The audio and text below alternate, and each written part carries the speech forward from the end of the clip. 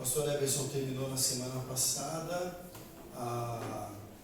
as mensagens sobre as cartas do apóstolo João. E hoje nós vamos começar a pensar um pouquinho sobre as cartas do apóstolo Pedro. Vamos conversar um pouco sobre um outro apóstolo muito importante da história, que foi um dos líderes do colégio apostólico, o apóstolo Pedro. Vamos ter mais uma palavra de oração. Como você está? Senhor, obrigado pelos louvores, pelas orações, e obrigado porque agora nós podemos ler a Tua palavra. Rogamos que o Senhor nos abençoe, que o Senhor fale ao nosso coração por meio da Tua palavra nesta manhã, que o nosso coração, os nossos ouvidos estejam atentos à Tua voz, ó Pai. Nós queremos aprender de Ti, nós queremos ser abençoados pelo Senhor, queremos ser alimentados pela Tua palavra, Pai. Em nome de Jesus. Amém. Todos nós conhecemos bastante, ou pelo menos deveríamos conhecer bastante, a história da igreja lá no livro de Atos. Jesus separa os seus discípulos, prepara os discípulos durante 3 anos para continuarem a caminhada. E lá em Israel nós visitamos vários lugares que atestam a veracidade da Bíblia. Isso é uma coisa muito boa. E vou mostrar daqui a alguns domingos como foi a viagem, mas um dos lugares que nós visitamos lá no Mar da Galileia foi o lugar que chama-se João 21. E João 21 é o momento em que Jesus ele opera a segunda pesca maravilhosa. Jesus já tinha morrido e ressuscitado. Os discípulos se sentiram desamparados, abandonados. Então, num determinado dia, uma determinada noite, Pedro olha para os seus irmãos discípulos e ele diz: eu vou pescar. E ele vai sozinho lá para o Mar da Galileia pescar, o que não era comum. Pedro era muito ligado aos seus irmãos. Mas tem algo assim muito importante sobre a vida de Pedro. Pedro acabara de negar que conhecia Jesus. Jesus tinha cantado a bola para ele, disse de que isso aconteceria, mas ele negou que conhecia Jesus na noite da traição. Pedro, então, depois da morte do Senhor, agora ele está profundamente angustiado, talvez culpado, deprimido pela morte do Senhor amado e também pelo seu comportamento, pela sua atitude. Quando eles passam uma noite toda pescando e aparece um homem no mar pela manhã, na praia, e pede para que eles joguem a rede do outro lado. Eles fazem isso e eles pegam um monte de peixes. E eles percebem que é o Senhor. Então eles desembarcam, tinha uma pedra e Jesus já tinha um peixe assadinho para eles lá, para poder comer com eles. Aí Jesus chama Pedro ao lado, tem até um monumento em relação a isso lá, e Jesus faz aquelas 3 perguntas que todos nós sabemos, Pedro, tu me amas? Pergunta isso por 3 vezes, e nas 3 vezes a resposta de Jesus para Pedro é: então apacenta as minhas ovelhas, pastoreia o meu rebanho. Tem algumas coisas importantes que envolvem esse momento lá no Mar da Galileia e na segunda multiplicação dos pães. O primeiro contato de Jesus com os discípulos lá no início dos evangelhos foi numa noite em que eles estavam pescando, passaram a noite toda e não pescaram nada, e no outro dia pela manhã aparece um homem na praia, muito mais parecido com um rabino do que com um pescador, e pede para eles jogarem a rede do outro lado. Eles jogam, eles pegam um monte de peixes, e eles percebem que tem algo diferente naquele homem. Eles descem para falar com Jesus. Assim começa o relacionamento de Jesus com esse grupo de homens, com uma pesca maravilhosa. Passam-se 3 anos, eles têm muitas experiências com Jesus, até o Calvário, até a traição, a morte, a crucificação. Jesus morreu, aí eles voltam a pescar, e Jesus aparece novamente e efetua uma segunda pesca maravilhosa. E nas perguntas que ele faz para Pedro, nós já refletimos sobre isso aqui algumas vezes. Jesus, na verdade, faz uma pergunta e Pedro responde outra coisa. Jesus pergunta para Pedro assim: Pedro, tu me ágape? Ou seja, você me ama com o amor do Pai? Você é capaz de me amar como eu te amo? E a resposta de Pedro é: Senhor, eu te filéu. Eu te amo como eu sou capaz de amar os meus amigos. Jesus pergunta a segunda vez: Pedro, tu me ágape? Você me ama como eu te amo? Senhor, eu te filéu. Eu te amo como eu amo os meus amigos. E na terceira vez, Jesus olha para Pedro. Eu fico imaginando a cena, Jesus olhando para os olhos de Pedro. Talvez Jesus tenha até deixado a voz um pouco mais suave, e ele diz assim: então Pedro, você é meu fiel. Você consegue me amar como você ama os teus amigos? Jesus muda a pergunta. Pedro se entristece e diz: Senhor, o Senhor sabe todas as coisas. O Senhor conhece o meu coração. Esse momento começa com Jesus levando Pedro de lado e apontando para os demais discípulos, falando assim: Pedro, você me ama mais do que aqueles outros ali? Então você é o cara que me negou, que me conhecia. Você que disse que daria a vida por mim, mas me negou. Você me ama mais do que aqueles caras ali? Senhor, o Senhor conhece o meu coração. Eu não sei se eu te amo mais do que os outros. Com certeza não te amo como o Senhor me ama, mas eu sei que eu te amo até onde o meu coração pode amar. Então, Pedro, pastoreie as minhas ovelhas.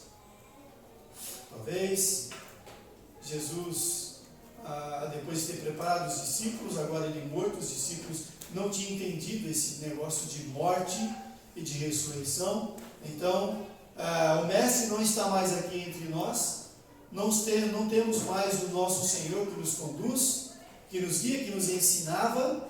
Então o que faremos? Vamos voltar para as nossas vidas. Quem é pescador, volte a ser pescador. Quem era soldado, volte a ser soldado. Quem era cobrador de impostos, volte a ser cobrador de impostos. Vamos retomar as nossas vidas. Foram 3 anos abençoados. Foram 3 anos intensos de bênção, de cuidado, de aprendizado, mas agora ele não está mais aqui entre nós. Vamos retomar as nossas vidas. E aí, Jesus efetua uma segunda pesca maravilhosa. Não é por acaso, não foi por acaso que ele apareceu ali, e não foi por acaso que eles passaram a noite toda pescando sem nada pegar. Jesus chama eles e está dizendo assim: peraí, eu chamei vocês para serem pescadores de homens. Não é para voltar. Continua. A caminhada continua. Agora, vocês não estão sozinhos, porque o Espírito Santo estará com vocês, mas é para continuar a caminhada. Não é para voltar a pegar peixe. Não é para voltar a ser médico, serralheiro. Não é para voltar a como era antes. Não é. Continue em frente, caminhando. Vocês serão pescadores de homens. Vocês serão pastores do meu rebanho. Eu tenho comigo que a conversão de Pedro acontece exatamente neste momento. É quando ele percebe quem ele é de fato e quem é Deus. E aí a caminhada continua. Voltando um pouco, pensando um pouco na história de Israel, no ano 60 aproximadamente, Jesus já tinha morrido já há alguns anos, os discípulos estavam agora apóstolos pregando o Evangelho conforme a orientação do Senhor, em toda a Judéia, Samaria e até os confins da terra. O Evangelho estava chegando. O apóstolo Paulo já tinha se convertido, ele já estava caminhando e pregando o Evangelho. E no ano 60, possivelmente, o apóstolo Paulo já estava em Roma. Ele fora preso porque estava no templo em Jerusalém pregando, junto com um grego que era seu amigo. Então eles pegaram Paulo. Ele só não foi morto porque foi preso.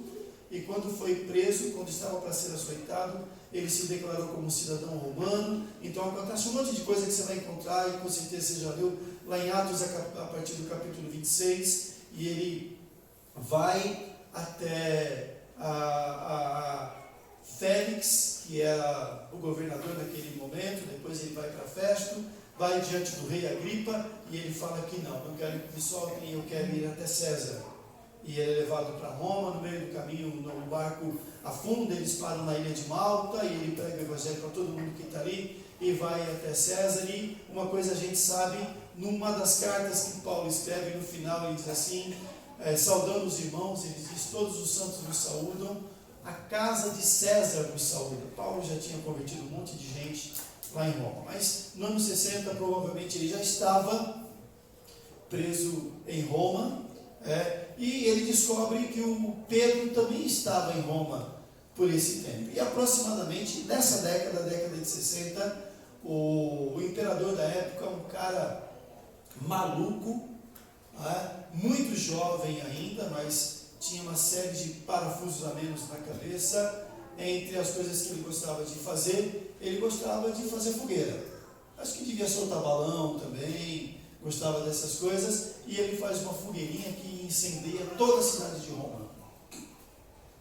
Pega fogo em Roma. E aí fica mal para ele, porque ele fez isso.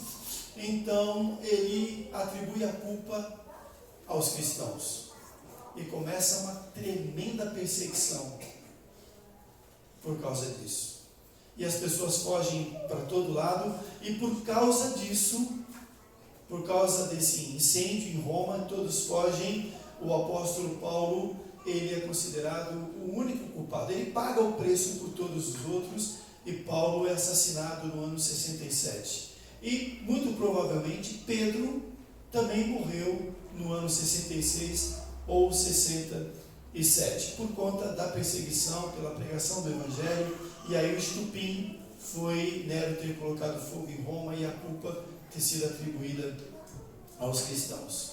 E antes de morrer não podia ser diferente. Eu estou falando de Pedro, estou falando de Chico Xavier. Então, antes de morrer, Pedro escreve a carta. E ele escreve a carta para quem?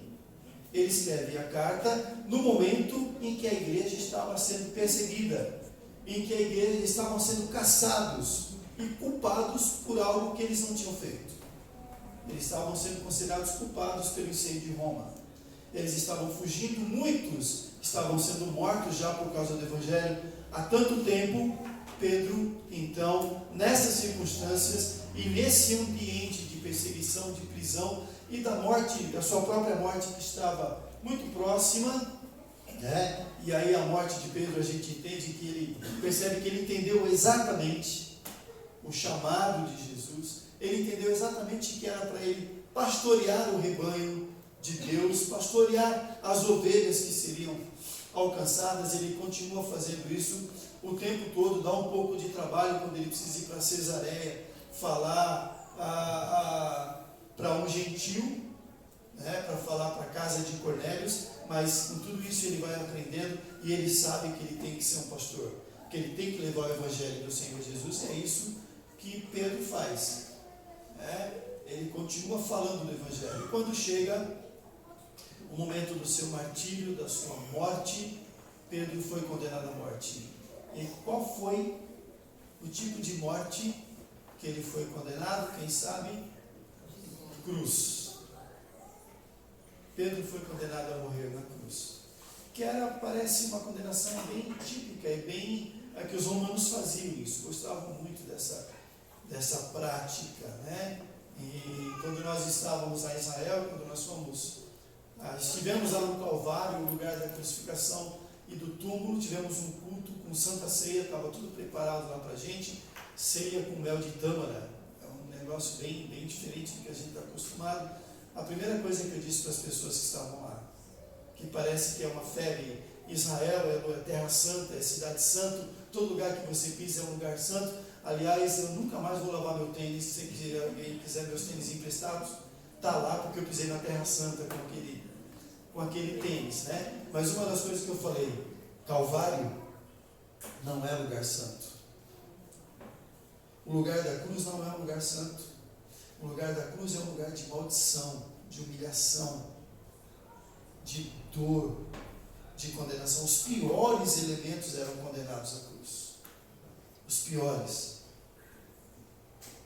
Jesus foi condenado como um malfeitor, como um bandido. Então, não tem nada de santo nisso. O que tem de santo é a entrega do Deus encarnado em nosso favor e a morte do Senhor em nosso lugar. Ele sim é o santo dos santos. Mas o que aconteceu ali, aquele lugar, não foi santificado por causa disso. As pessoas continuaram sendo crucificadas naquele lugar depois da morte do Senhor Jesus. E Pedro, quando sabe qual seria o tipo de morte, Pedro ele faz um pedido. Pedro ele diz assim, sabe o Pedrão que antes disse assim, por ti darei a minha própria vida? Jesus falou, acho que já estava tudo planejado, né? Jesus falou, você vai dar a vida por mim.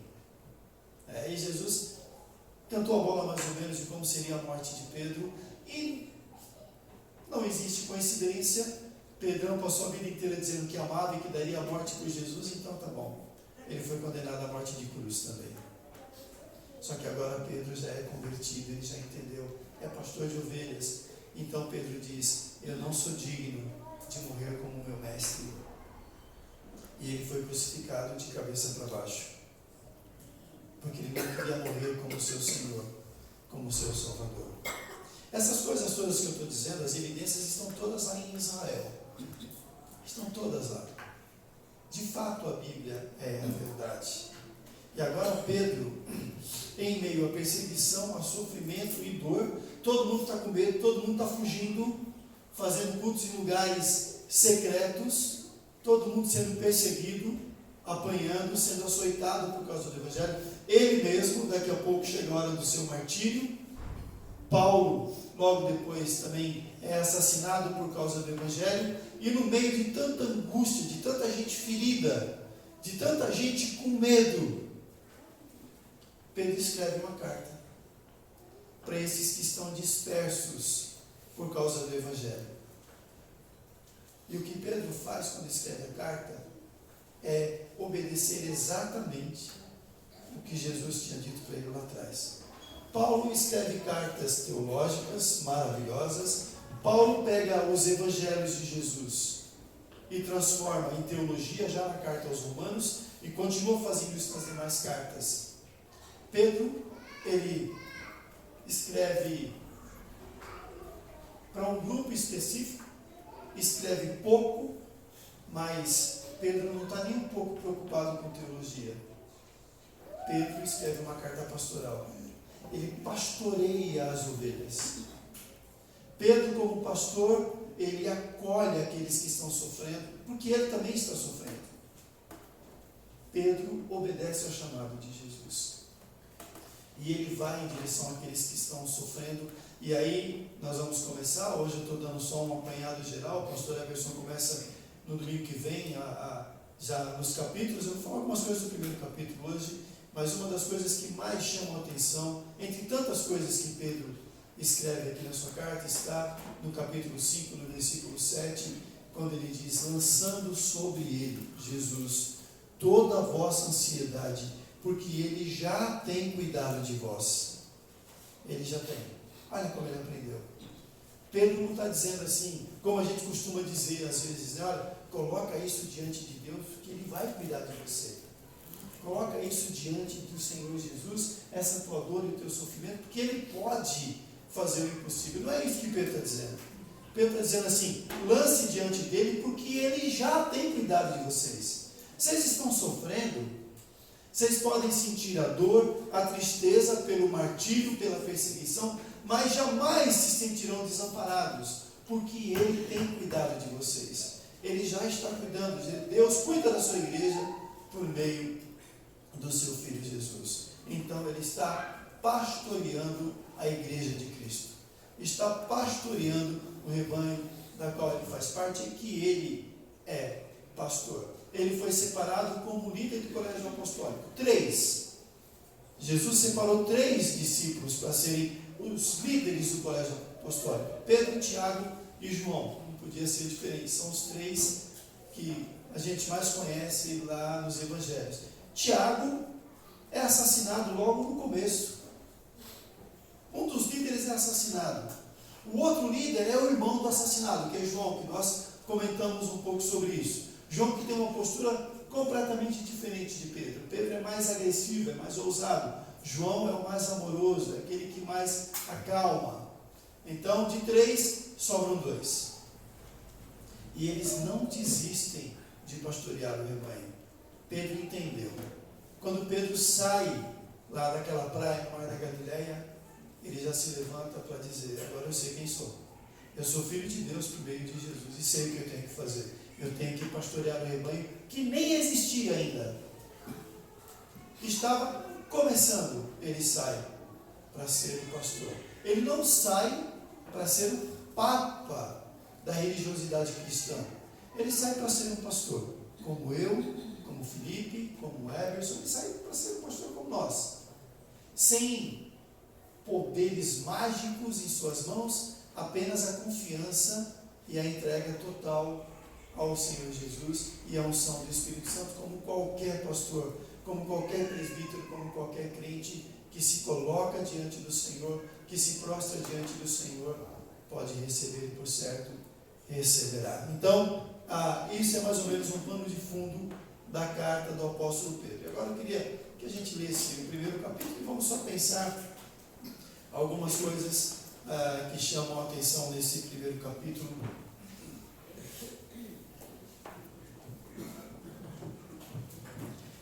Pedro, apóstolo de Jesus Cristo, aos eleitos que são forasteiros da dispersão no Ponto, Galácia, Capadócia, Ásia e Bitínia, eleitos segundo a presciência de Deus Pai, em santificação do Espírito, para obediência e aspersão do sangue de Jesus Cristo, graça e paz vos sejam multiplicadas. Olha aí, é uma carta profundamente teológica, mas uma coisa ele já entendeu.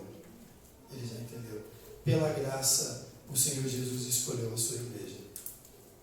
Ele elegeu a sua igreja. E essa igreja está sendo perseguida. Então é para essas pessoas que Pedro está escrevendo e começa de uma maneira muito importante, muito pastoral. Olha, eu quero conversar com vocês. Eu não quero conversar com aqueles que são perseguidos. Eu não quero conversar com aqueles que estão com medo da morte. Eu quero conversar com aqueles que foram eleitos. Eu quero conversar com a igreja que Jesus separou e que Ele escolheu, e eu quero falar algumas coisas para vocês. Ele continua: bendito o Deus e Pai de nosso Senhor Jesus Cristo, que segundo a sua muita misericórdia nos regenerou para uma viva esperança, mediante a ressurreição de Jesus Cristo dentre os mortos, para uma herança incorruptível, sem mácula, inacessível, reservada nos céus para vós outros, que sois guardados pelo poder de Deus, mediante a fé, para a salvação preparada para revelar-se no último tempo. Então, para vocês, igreja do Senhor Jesus, eu quero lembrar uma coisa a vocês. Pela misericórdia de Deus, nós fomos transformados. Pela misericórdia de Deus, Ele nos alcançou. Ele converteu o nosso coração e deu uma viva esperança para a gente de que a nossa casa não é aqui. De que esse tempo é muito curto. Nós temos a esperança de que um dia nós estaremos com Ele, receberemos uma herança que é incorruptível, que é pura, uma herança que está reservada nos céus para nós, para vós que são os eleitos, que são guardados pelo poder de Deus mediante a fé. Percebam que ele não começa falando do que está acontecendo, das circunstâncias. Ele não começa falando do sofrimento que eles estão passando. Ele começa lembrando: olha, povo de Deus, ovelhas do bom pastor, bendito seja Deus. Vamos agradecer a Deus. Vamos louvar aqui, vamos agradecer a Deus. Sabe por quê? Porque pela muita misericórdia, Ele olhou para a gente nesse mundo perverso, Ele nos regenerou, Ele nos separou e colocou no coração da gente uma certeza e uma viva esperança de que aqui não é o nosso lugar. E que enquanto estamos aqui, Ele nos guarda pelo seu poder, Ele nos guarda pelo seu amor, Ele nos guarda e coloca fé no nosso coração, que nos faz descansar nesse poder e nesse cuidado.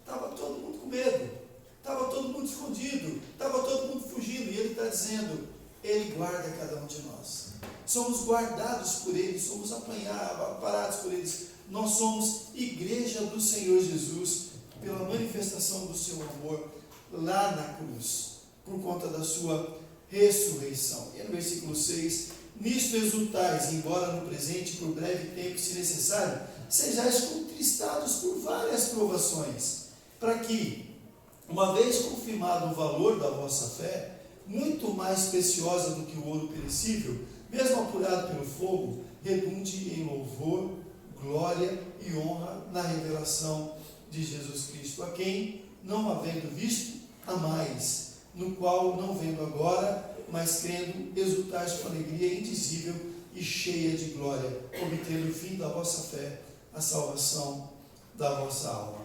Então, minhas ovelhinhas, vocês estão sofrendo um pouquinho agora, um pouquinho. Por um breve tempo vocês estão contristados, mas de boa. Isso vai servir só para confirmar a fé, muito mais agora, a fé que vocês têm naquele que vocês não conheceram, mas amam a si mesmo, porque foram alcançados pelo seu amor. E para mim, um versículo chave, um dos versículos chaves aqui da carta de Pedro, versículo 9. Vamos ler todos juntos? Obtendo o fim da vossa fé, a salvação da vossa alma. Percebe o que Pedro está dizendo? Pergunta para o teu irmão que está perto de você: qual é o fim da tua fé? Qual é o objetivo da tua fé? Responde para ele está te perguntando. O objetivo da fé dos eleitos, dos salvos, das ovelhas do bom pastor, é a salvação da alma. Este é o objetivo da fé. Não é ficar livre dos perseguidores, não é ficar livre dos comandantes, dos generais, não é ficar livre da cruz, da espada, da forca. O objetivo da fé não é esse. O objetivo da fé não é conseguir um bom emprego em tempos de crise. O objetivo da fé não é que os meus filhos não fiquem doentes. O objetivo da fé não é que eu prospere, que eu cresça nessa caminhada de vida. Porque se o objetivo da fé for assim, então aí é o outro pastor, é o Paulo que diz, nós somos os mais infelizes entre todos os homens. Porque esta fé, ela é insaciável, essa fé que se limita às circunstâncias e aos motivos que nos cercam. A fé verdadeira da Bíblia, dos eleitos, das ovelhas do bom pastor, ela é muito tranquila, é a salvação da vossa alma. Esse é o objetivo da fé. Esse deve ser o objetivo da fé da igreja. E eu me entristeço quando eu vejo que isso não é ensinado, isso não é pregado. As pessoas estão em busca de um monte de coisa. Vocês não acreditam, mas tem crente que leva bilhetinho para colocar no Muro das Lamentações lá em Israel. Eu fiquei sabendo disso enquanto estava lá. Nós trouxemos, porque ganhamos água do Rio Jordão. Mas ela não está benzida, não é uma água benta que vai curar. Tem gente que trouxe pedra só para ficar mais pesada a mala. Pode guardar como lembrança. Mas uma das coisas que eu falei o tempo todo para as pessoas que estavam lá, porque o grupo era muito misto, de um monte de gente que não era crente, eu falei, cara, você que tomou Santa Ceia, você vai levar outra. Acho que gente que nem nós ganhamos a tacinha de madeira, teve gente que nem lavou, porque veio com um melzinho santo lá dentro. Eu falei, se você vai olhar para a foto, se você vai olhar para o canequinho e vai achar que você está abençoado e vai se prostrar, então não valeu nada. Não valeu nada. Porque Jesus quer um relacionamento. Ele oferece um relacionamento aos seus eleitos, que agora são seus filhos, que fazem parte do seu povo e que são as suas ovelhas. Ovelhas do bom pastor. Nós não estávamos lá, é um tempo muito distante que nós estamos vivendo, as circunstâncias eram muito piores do que nós podemos imaginar. Eles foram mortos no ano 67, Paulo com certeza, Pedro talvez um pouco antes.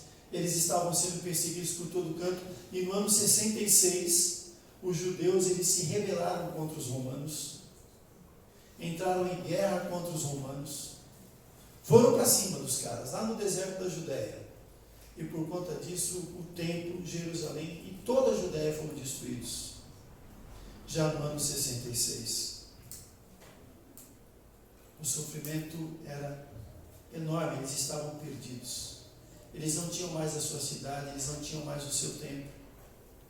Eles tinham que ficar vivendo pelo deserto, eles tinham que ficar se escondendo. Mas eles eram a igreja. E como igreja, o Senhor estava com eles. E eles continuaram levando o Evangelho, vivendo o Evangelho e sendo pastoreados pelo próprio Deus. Então, uma das coisas que eu não sou místico e eu não fico impactado. Eu não fiquei estremecido porque vi o lugar onde Jesus nasceu. Não fiquei. Não fiquei tocado. Quando estava no Calvário, tudo bem, porque depois a gente ministrou a ceia.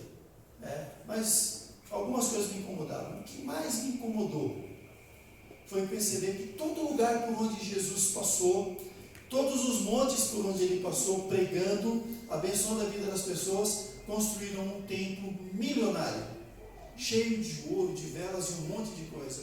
E eu fiquei pensando, se Jesus quisesse, ele teria que pregar lá na sinagoga. Você vai no Monte das Bem-aventuranças, tem uma igreja enorme lá. Só no Monte das Oliveiras que não tem em cima, porque virou um grande cemitério o Monte das Oliveiras. Mas você desce no Getsemane e Jesus disse, Senhor, se possível, passa de mim esse cálice. Tem uma igreja enorme lá. Você anda 100 metros, tem um lugar onde Estevão foi apedrejado, tem uma igreja enorme lá.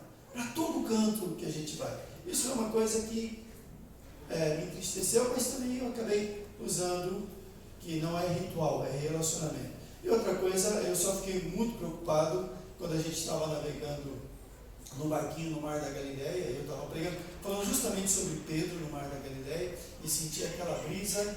Eu só tinha um pouco de medo e falei assim, Jesus, só não permite que venha uma tempestade agora, porque acalmar eu não consigo. Isso é só com o Senhor. Então, por onde a gente vai, a gente sente esse tipo de coisa e atesta esse tipo de coisa. Mas é muito pior do que a gente imagina. Perseguição, dor, morte, mas a certeza que eles tinham de que eles eram os eleitos de Deus, a igreja do Senhor Jesus. Que eles eram amparados, que eles eram cuidados, que eles eram a nação santa, o sacerdócio real, o povo de propriedade exclusiva de Deus, cuja fé não estava na solução dos problemas. A fé não era em busca de resultados. Eles nem tinham mais para onde ir nesse momento que Pedro escreve.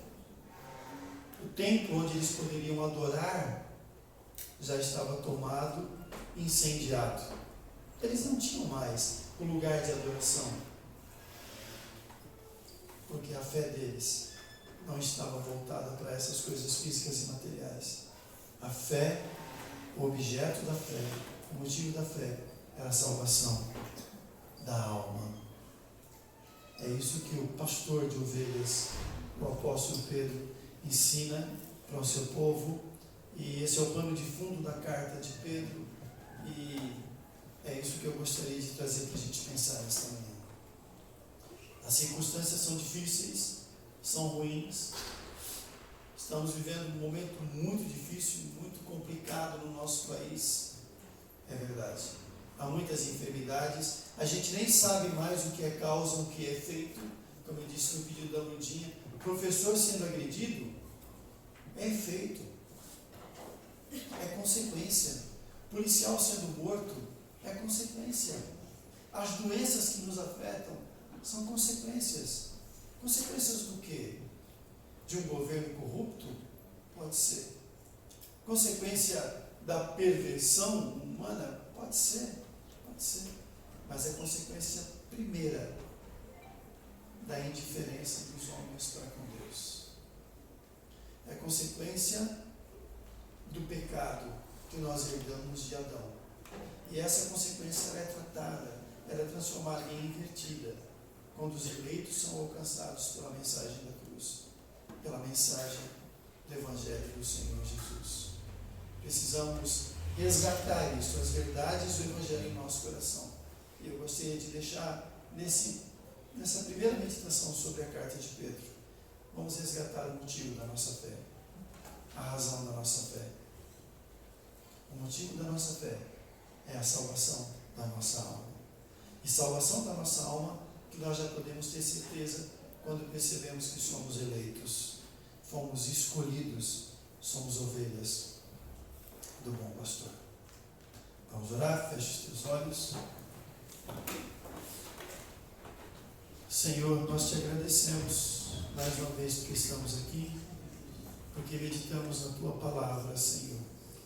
E obrigado, Pai, porque o Senhor separou pastores, como o apóstolo Pedro, para cuidarem do rebanho e derramou sobre eles do teu Espírito Santo.